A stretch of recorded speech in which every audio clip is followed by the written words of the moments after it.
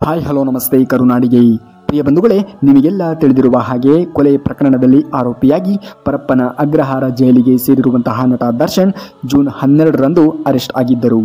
ಕನಿಷ್ಠ ಅಂದರೂ ಇನ್ನು 2 ತಿಂಗಳುಗಳ ಕಾಲ ಜಾಮೀನು ಸಿಗುವುದು ಅನುಮಾನವೆಂದು ಹೇಳಲಾಗುತ್ತಿದೆ. ದರ್ಶನ್ ಮೊದಮೊದಲು ತುಂಬ ಕಷ್ಟಪಟ್ಟು ನಂತರದಲ್ಲಿ ಜೈಲಿನ ವಾತಾವರಣಕ್ಕೆ ಹೊಂದಿಕೊಂಡು ದಿನಗಳನ್ನು ಕಳೆಯುತ್ತಿದ್ದಾರೆ.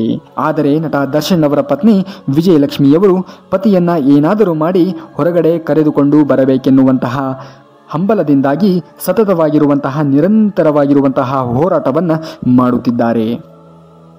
ಪ್ರಿಯ ಬಂಧುಗಳೇ, ಅಷ್ಟಕ್ಕೂ ಆ ಒಂದು ದೇವಿಯ ಮಾತನ್ನ ಕೇಳದೆ ಹೊರಹೋದಂತಹ ನಟ ದರ್ಶನ್ ಇಂದು ಜೈಲಿಗೆ ಸೇರಿರುವ ಪ್ರಸಂಗ ಎದುರಾಗಿ ಬಂದಿದೆ. ಹಾಗಾದರೆ ಆ ದೇವತೆ ಯಾವುದು? ಯಾವಾಗ ನಟ ದರ್ಶನ್ಗೆ ಈ ರೀತಿಯಾಗಿ ಮನೆ ಬಿಟ್ಟು ಹೊರಗಡೆ ಹೋಗದಂತೆ ಆ ದೇವತೆ ಹೇಳಿತ್ತು? ವಿಜಯಲಕ್ಷ್ಮಿಯವರು ಹೊರಗಡೆ ಕರೆತರಲು ಮಾಡುತ್ತಿರುವಂತಹ ಪ್ರಯತ್ನವಾದರೂ ಏನು ಎನ್ನುವುದನ್ನು ಈ ವಿಡಿಯೋದ ಉದ್ದಗಲಕ್ಕೂ ನೋಡೋಣ. ಅದಕ್ಕೂ ಮೊದಲು ನೀವೇನಾದರೂ ನಟ ದರ್ಶನ್ ಅವರ ಅಭಿಮಾನಿಗಳಾಗಿದ್ದರೆ ಕೂಡಲೇ ಈ ವಿಡಿಯೋಗೆ ಒಂದೇ ಒಂದು ಲೈಕನ್ನು ಮಾಡಿ. ಹಾಗೂ ನಮ್ಮ ಚಾನಲ್ಗೆ ಇದೇ ಮೊದಲ ಬಾರಿಗೆ ವಿಸಿಟನ್ನು ಕೊಟ್ಟಿದ್ರೆ ದಯಮಾಡಿ ಚಾನಲ್ನ ಸಬ್ಸ್ಕ್ರೈಬ್ ಮಾಡಿ ಮತ್ತು ಬೆಲ್ ಐಕನ್ನ ಕ್ಲಿಕ್ ಮಾಡಿ. ಐ ಹೋಪ್ ನೀವು ವಿಡಿಯೋಗೆ ಲೈಕ್ ಮಾಡಿದ್ರಿ ಎಂದು ಭಾವಿಸುತ್ತೇನೆ. So thank you so much ವಿಡಿಯೋಗೆ ಲೈಕ್ ಮಾಡಿದ್ದಕ್ಕೆ. ಸೊ ಮತ್ತೆ ತಡ ಬನ್ನಿ ಇವತ್ತಿನ ವಿಡಿಯೋನ ಪ್ರಾರಂಭಿಸೋಣ. ಹೌದು, ನಟ ದರ್ಶನ್ ಅವರ ಪತ್ನಿ ವಿಜಯಲಕ್ಷ್ಮಿಯವರು ಬಂಡೆ ಮಹಾಕಾಳಮ್ಮ ದೇವಸ್ಥಾನಕ್ಕೆ ಭೇಟಿ ನೀಡಿ ಪೂಜೆಯನ್ನು ಸಲ್ಲಿಸಿದ್ದಾರೆ. ಅಸಲಿಗೆ ನಟ ದರ್ಶನ್ ಬಂಧನವಾಗುವ 2 ದಿನಗಳ ಮುಂಚೆ ದೃಷ್ಟಿ ತೆಗೆಸಿ ಮನೆಯಲ್ಲಿ ಪೂಜೆಯನ್ನು ಮಾಡಿಸಿದ್ರಂತೆ. ಹಾಗೂ ಶಕ್ತಿ ದೇವತೆಗೆ ಪೂಜೆ ಮಾಡಿಸಿದಾಗ 1-2 ದಿನಗಳ ಕಾಲ ನೀನು ಎಲ್ಲಿಗೂ ಕೂಡ ಮನೆಯನ್ನು ಬಿಟ್ಟು ಹೊರ ಹೋಗಬಾರದು ಎಂದು ದೇವತೆ ಹೇಳಿದ್ರಂತೆ. ಆದರೆ ಆ ಮಾತನ್ನು ಉಲ್ಲಂಘಿಸಿದಂತಹ ನಟ ದರ್ಶನ್ ಈಗ ಜೈಲಿಗೆ ಸೇರುವಂತಹ ಪರಿಸ್ಥಿತಿ ಎದುರಾಗಿ ಬಂದಿದೆ. ಇದೀಗ ಜೈಲಿನಿಂದ ತನ್ನ ಪತಿಯನ್ನ ಹೊರಗಡೆ ಕರೆದುಕೊಂಡು ಬರಬೇಕೆಂದು ಅದೇ ಶಕ್ತಿ ದೇವತೆಯ ಮೊರೆ ಹೋಗಿದ್ದಾರೆ ನಟ ದರ್ಶನ್ ಅವರ ಪತ್ನಿ ವಿಜಯಲಕ್ಷ್ಮಿಯವರು. ವಿಜಯಲಕ್ಷ್ಮಿಯವರು ನಟ ದರ್ಶನ್ ಅವರ ಮೇಲೆ ಬಂದಿರುವಂತಹ ಎಲ್ಲ ಆರೋಪಗಳು ದೂರವಾಗಲಿ ಹಾಗೂ ಬಂದಿರುವಂತಹ ಎಲ್ಲ ಸಮಸ್ಯೆಗಳಿಗೆ ಒಂದು ಪರಿಹಾರ ಸಿಗಲಿ ಎಂದು ತಾಯಿಯ ಮೊರೆ ಹೋಗಿದ್ದಾರೆ.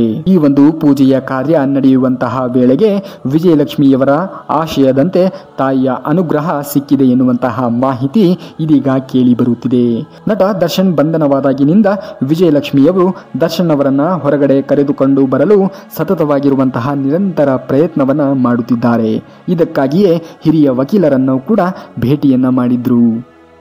ಇನ್ನು ಒಂದು ಕಡೆ ನಟ ದರ್ಶನ್ ಅವರ ಅಭಿಮಾನಿಗಳಂತೂ ಹೇಳಲು ಸಾಧ್ಯವೇ ಆಗದೇ ಇರುವಂತಹ ನೋವನ್ನ ಅನುಭವಿಸುತ್ತಿದ್ದಾರೆ.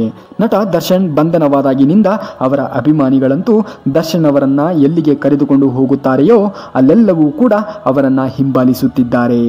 ಅಷ್ಟೇ ಅಲ್ಲದೆ ಅಭಿಮಾನಿಗಳು ದರ್ಶನ್ ಅವರ ಹೆಸರಲ್ಲಿ ಪೂಜೆ ಪುನಸ್ಕಾರ ಹೋಮಗಳನ್ನು ಕೂಡ ಮಾಡಿಸುವುದರ ಜೊತೆಗೆ ತಮ್ಮ ಹರಕೆಯನ್ನು ಕೂಡ ಬೇಡಿಕೊಳ್ಳುತ್ತಿದ್ದಾರೆ. ಇನ್ನೊಂದು ಕಡೆ ನಟ ದರ್ಶನ್ ಅವರನ್ನ ಇಟ್ಟಿರುವಂತಹ ಜೈಲಾದಂತಹ ಪರಪ್ಪನ ಅಗ್ರಹಾರದ ಮುಂದೆ ನಟ ದರ್ಶನ್ ಅವರ ಅಭಿಮಾನಿಗಳು ಪ್ರತಿ ದಿನಾಲೂ ಕೂಡ ಬಂದು ತಮ್ಮ ಬಾಸ್ನ ನೋಡಬೇಕು ಎಂದು ಅವಕಾಶವನ್ನ ಬೇಡಿಕೊಳ್ಳುತ್ತಿದ್ದಾರೆ. ಸರಿಸುಮಾರು 18 ವರ್ಷದವರಿಂದ 60 ವರ್ಷದವರೆಗಿನ ಅಭಿಮಾನಿಗಳು ನಾನು ನಮ್ಮ ಬಾಸನ್ನ ನೋಡಬೇಕು, ಅವರ ಬಳಿ 1-2 ಮಾತುಗಳನ್ನು ಆಡಬೇಕು, ಅದಕ್ಕೆ ಅನುಮತಿಯನ್ನ ಅಥವಾ ಅವಕಾಶವನ್ನ ಕಲ್ಪಿಸಿಕೊಡಿ ಎಂದು ಪರಪ್ಪನ ಅಗ್ರಹಾರದ ಜೈಲಿನ ಮುಂದೆ ಬಂದು ಬೇಡಿಕೊಳ್ಳುತ್ತಿದ್ದಾರೆ. ಇನ್ನೊಂದು ಕಡೆ ತಮ್ಮ ಸಹೋದ್ಯೋಗಿಗೆ ಹೀಗೆ ಆಯ್ತಲ್ಲ ಎಂದು ಎಲ್ಲ ಸ್ಯಾಂಡಲ್ವುಡ್ನ ನಟ ನಟಿಯರು ತಮ್ಮ ಹುಟ್ಟುಹಬ್ಬವನ್ನು ಆಚರಣೆಯನ್ನು ಮಾಡಿಕೊಳ್ಳುತ್ತಿಲ್ಲ. ತಮ್ಮ ಕೆಲಸದ ನಿಮಿತ್ತ ವಿದೇಶಗಳಿಗೆ ಪ್ರಯಾಣಿಸಬೇಕಾಗಿರುವುದರಿಂದ ನಾವು ಈ ಬಾರಿಯ ನಮ್ಮ ಹುಟ್ಟುಹಬ್ಬವನ್ನು ಆಚರಣೆ ಮಾಡಿಕೊಳ್ಳುತ್ತಿಲ್ಲ ಎನ್ನುವುದಾಗಿ ತಮ್ಮ ಅಭಿಮಾನಿಗಳಿಗೆ ಪತ್ರವನ್ನು ಬರೆಯುವುದರ ಮೂಲಕ ಈ ಒಂದು ಬಾರಿ ನಮ್ಮ ಹುಟ್ಟುಹಬ್ಬವನ್ನು ನಾವು ಆಚರಣೆ ಮಾಡಿಕೊಳ್ಳುತ್ತಿಲ್ಲ ಎನ್ನುವಂತಹ ಸಂದೇಶವನ್ನು ತಮ್ಮ ಅಭಿಮಾನಿಗಳಿಗೆ ತಿಳಿಸಿದ್ದಾರೆ. ಸದ್ಯ ವಿಜಯಲಕ್ಷ್ಮಿಯವರ ಪ್ರಯತ್ನಕ್ಕೆ ಜಯವಾಗಲಿ ಹಾಗೂ ಕೊಲೆಯಾದಂತಹ ರೇಣುಕಾ ಸ್ವಾಮಿಯವರಿಗೆ ನ್ಯಾಯ ಸಿಗಲಿ ಎಂದು ಬೇಡಿಕೊಳ್ಳುತ್ತಾ ಥ್ಯಾಂಕ್ ಯು ಸೋ ಮಚ್. ವಿಡಿಯೋನ ಪೂರ್ತಿಯಾಗಿ ನೋಡಿದ್ದಕ್ಕಾಗಿ ಮುಂದಿನ ವಿಡಿಯೋದಲ್ಲಿ ಸಿಗುವವರೆಗೂ ಧನ್ಯವಾದ ಕರುನಾಡಿಗೆ.